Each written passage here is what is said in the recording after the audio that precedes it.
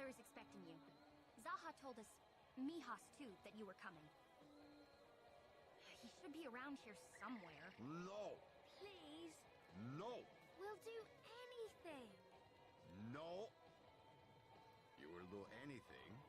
Well, almost anything. I see. Almost anything. We just want to help. We're so bored and... Bored. You're bored. My light. I expected more from you. And as for you, young man, if you are ever going to become the leader you need to be, you must not waver when challenged, or do something simply because you are bored. You need to learn discipline and patience. And the answer is no! Father! And if I see either of you skirting your duties today, I will make you wish you had not been born.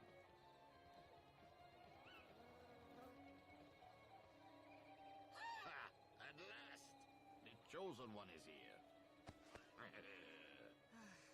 Father, please. I'm just telling a joke. You're not the first to come here seeking glory and riches, and you will not be the last. All of you so eager to be the great hero, to defeat the darkness. Let me tell you about darkness. We Draculesti have been fighting vampires since Vlad Dracula himself founded our order. Half a millennium and change, and many generations of slayers. Now the Kakat is hitting the ventilator again. A great evil is rising. A storm is coming, and so on and so on. I say, business as usual. Another day at the office, is that not what you say back in the real world? You can keep your oracles and your prophecies. We believe in what we can see and touch and fight. But there is just one thing. The difference is, this time, the prophecies may be accurate. I do not like prophecies. I find them counterproductive. If everyone believes the future is already written, they stop fighting, they stop caring. But the Draculesti, we were founded on prophecy. Some things are foretold, and we were once told about the return of a vampire queen, and of darker things. That is why we are here now. Prophecies are usually worthless, but there are things written in signs and symbols that may be of great value. We should never ignore the lessons of the past. And in this case, the past is still very much with us, around us. I wish I could tell you more. All I know is that it looks and it feels like everything is in place for what was foretold to come to pass. We are few, and our task is simply to do what we know to do, and nothing more. We need help. The Draculesti were founded on prophecy, and that prophecy remains with us, in signs and symbols. I am not one for riddles, but you seem like the right person for the job.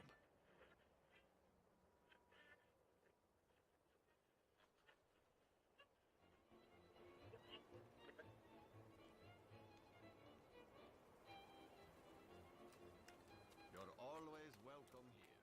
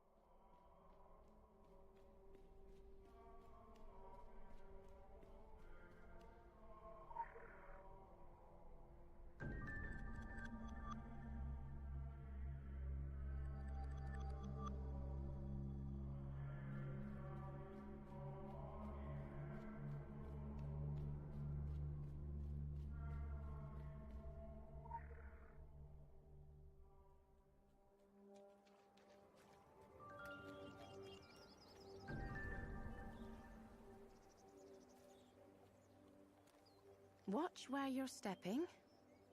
There are precious plants here you can't even see with the naked eye. We've got wolf's blood and king's foil, moly and raskovnik. There's even...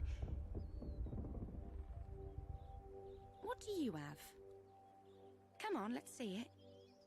It's got him curious and me doubly so. I didn't take you for a prophecist. You don't look the part. Besides, this is not so much a prophecy as it is... I knew he brought me here for a reason. And not just to read the palms of those gypsies. Sorry, the Draculesti. They're fiercely proud, and this tells their story. It's interesting. And what I find the most interesting is what it doesn't say. All right, I'm not forgetting about you.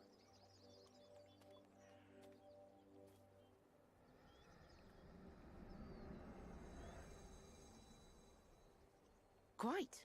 I guess that's why we're here also. Always a good reason, never immediately obvious.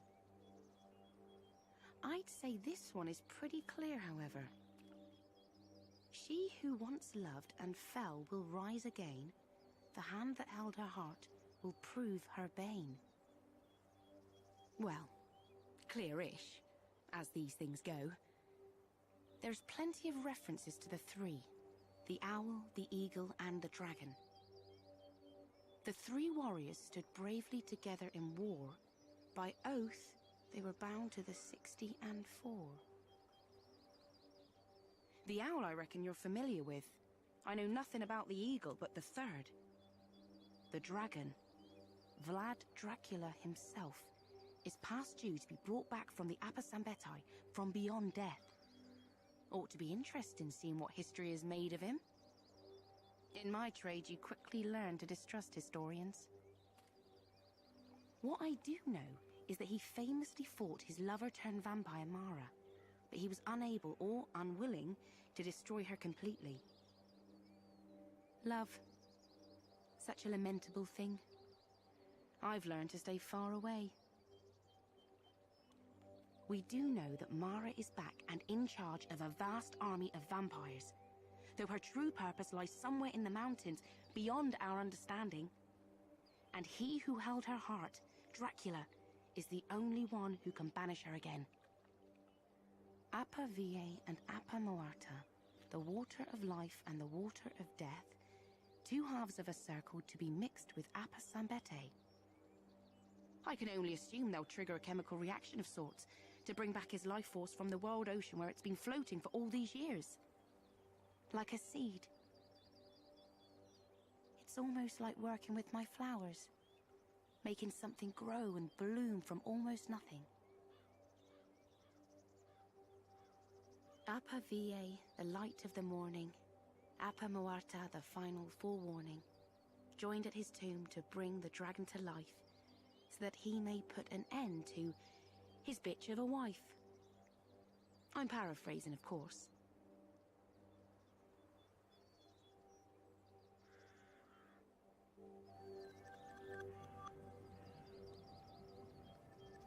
Hello there.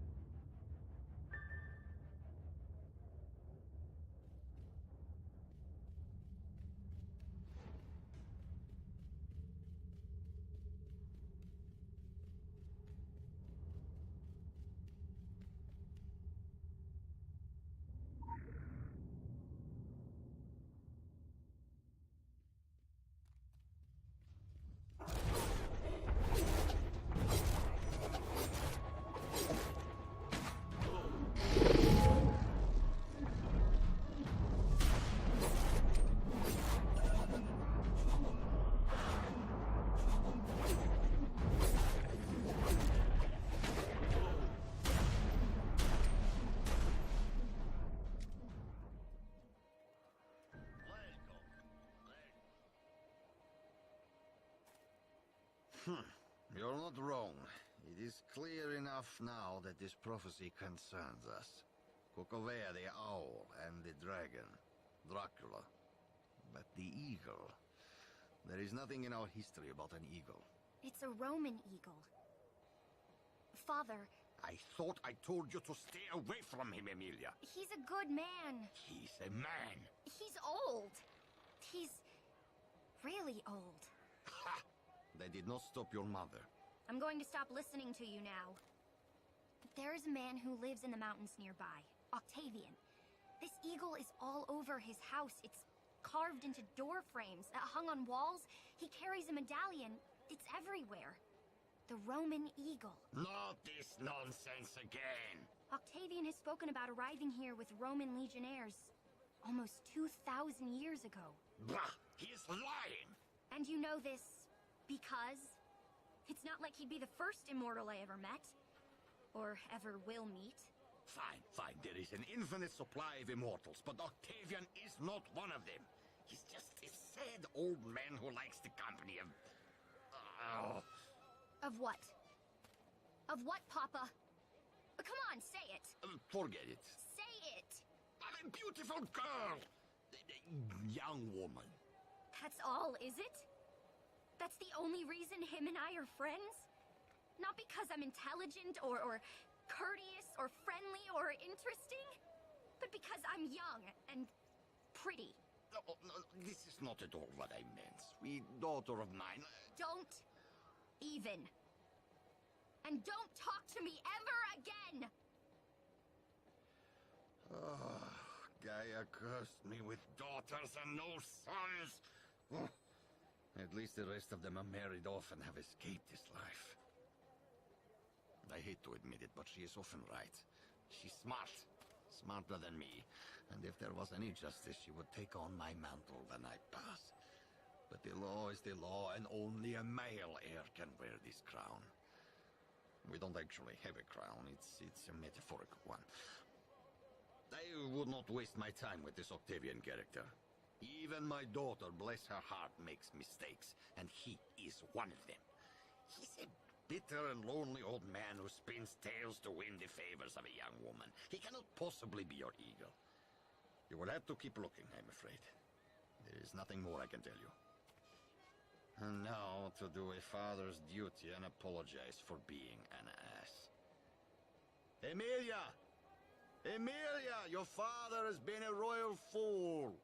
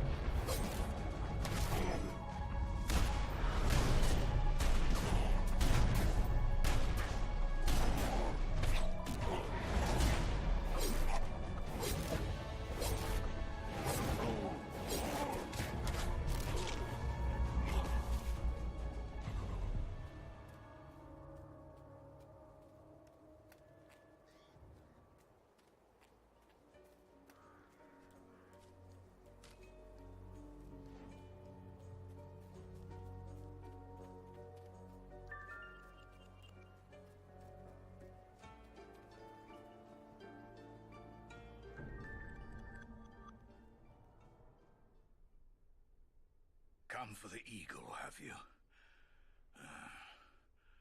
He left a long time ago. Go on, off with you. Find someone else to pester and let me sleep. Why won't you let an old man simply rest in peace? The irony of immortality.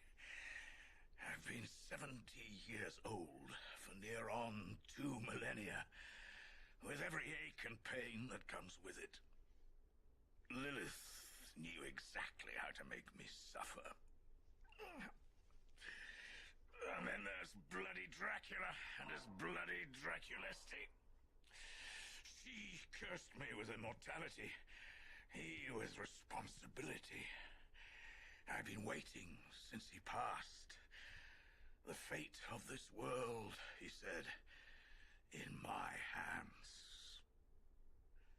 Well, fuck that. Fuck the world. Fuck Dracula and Mara and Lilith. Fuck everyone trying to turn the earth into their own twisted paradise. I know Emilia means well, the sweet girl. She's as cursed with the innocence of youth as I am with the bitter taste of old age. I've had enough of it. And I only want to be left be. There's nothing worth saving in this world, and perhaps the end of it will also see an end to my curse. Perhaps the death of everything will allow me to finally...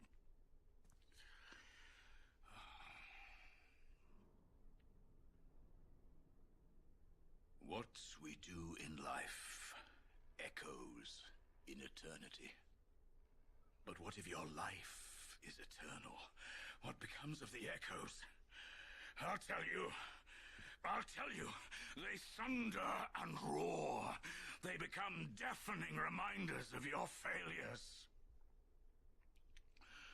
They remind you that you once stood with the blood of murdered friends on your hands, and that it was all for naught. And when you've listened long enough, you realize there's no absolution, no redemption, no point to any of it. So don't tell me how we can change the world and how I am needed. This world has nothing left to offer me. Nothing worth saving. And I couldn't care less if it all burned. Just leave me alone.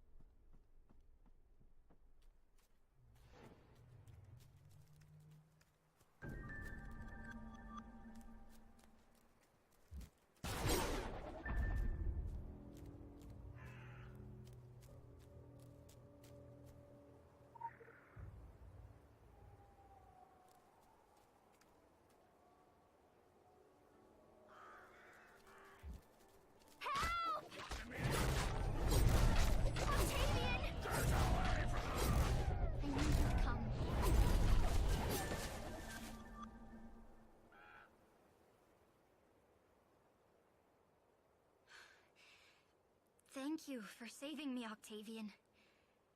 I thought you believed that nothing was worth saving. I'm not without a heart, Emilia. No. I know that you're not heartless. You're good. I just don't see the point of fighting anymore. Even if it's just to save one person's life, it's worth the fight. It's worth the pain and the suffering. It's worth the sacrifices. If you can love one person and protect that person, then your life has been worth living. And if it's all destined to happen again, what then? Then someone else will stand up and fight. And someday, maybe the circle is broken and we win and move on. Maybe this is that time. Then maybe not. But even if it isn't, we keep fighting. To give others the chance to live and die and love and fight. Let them decide whether or not their existence is pointless. I think you'll find that most of them will choose to live and love and fight. I would. I want that choice. And if you can give us that choice, even if you've given up all hope, you should.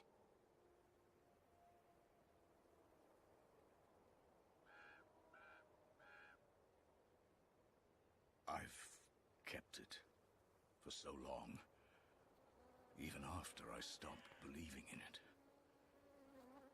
He gave it to me for safekeeping. Vlad said I'd know when to use it, when the time was right again. This is for her, not for you or what you represent, but for her and what she represents. She's right. The circle may be broken yet, but if not this time...